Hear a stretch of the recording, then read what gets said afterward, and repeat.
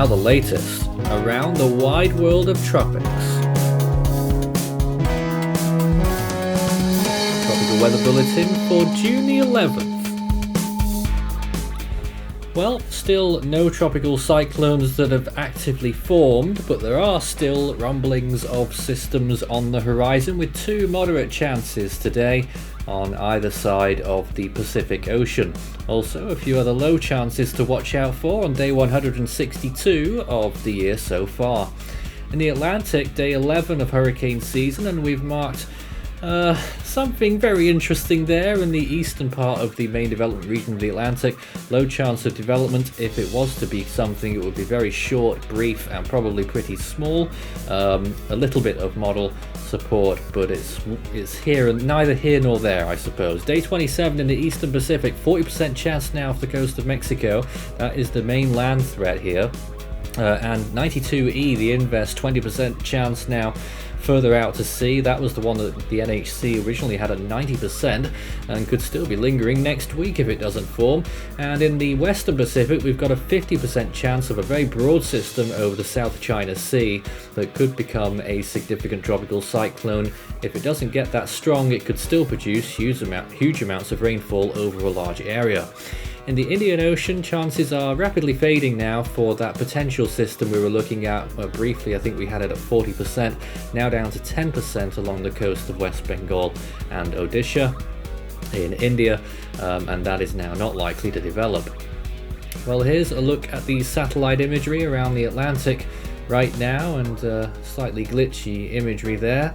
You can take a look at the visible imagery mixed in with the infrared there, showing very a little disturbance there along the coast of Nicaragua and Honduras. This is the eastern Pacific. Again, apologies for the image glitches, but you can quite clearly see those two areas that we've marked. The one on the right hand side, that's the 40% chance, and that is drifting slightly eastwards towards the coast of Mexico, southeastern part of the country, and if it does make landfall, it may well be on a weakening trend by the time it gets there, but it's still all up in the air. It's going to be over the next few days.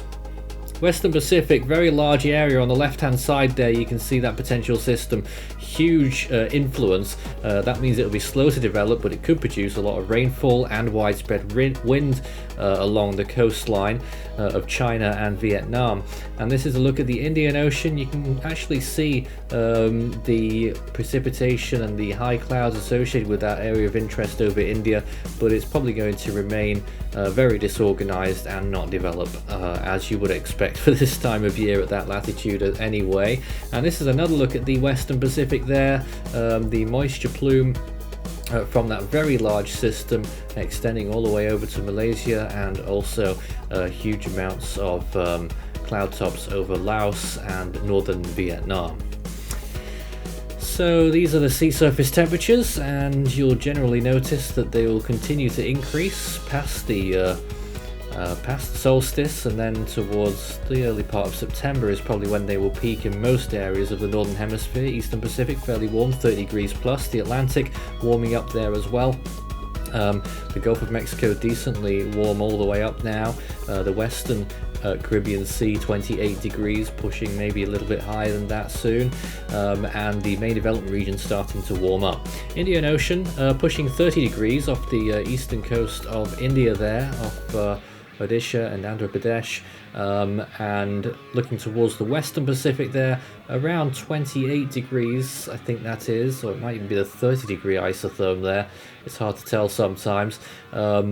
Not far from where that system could develop, and also extending further east in the subtropics. Pretty normal to have those kinds of temperatures, although we'll take a look at the anomalies now on our next slide. There they are. So it is a bit above average in the subtropics, near average down in the deep tropics though. In the eastern Pacific, you've still got that warm and cold mix, and in the Atlantic, it is in the tropical zone. It isn't that much above average actually. Overall, it's only maybe 0 to 1 degree. In those higher latitudes though, along the Gulf Stream though, you saw some higher numbers there. On this day, June the 11th, 2005, legendary season and now overshadowed by another one, many people would argue, and probably rightly. Arlene was making landfall on this day.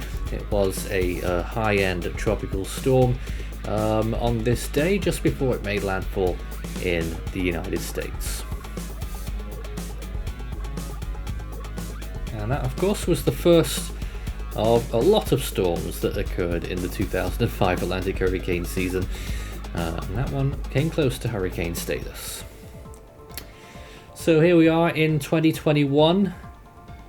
The next name on the Atlantic naming list is Bill, followed by Claudette in the Eastern Pacific.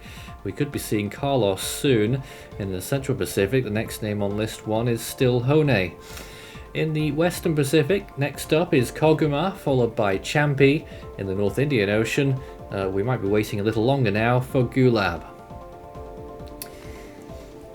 And with 28 storms so far this year, we've been stalling a little bit actually for named storms in the last week or so. The Australian region, Paddy's next up. Southwest Indian Ocean, if it's in the next 20 days, it'll be Kanga. If not, it's the next naming list. In the South Pacific, the next name is Cody.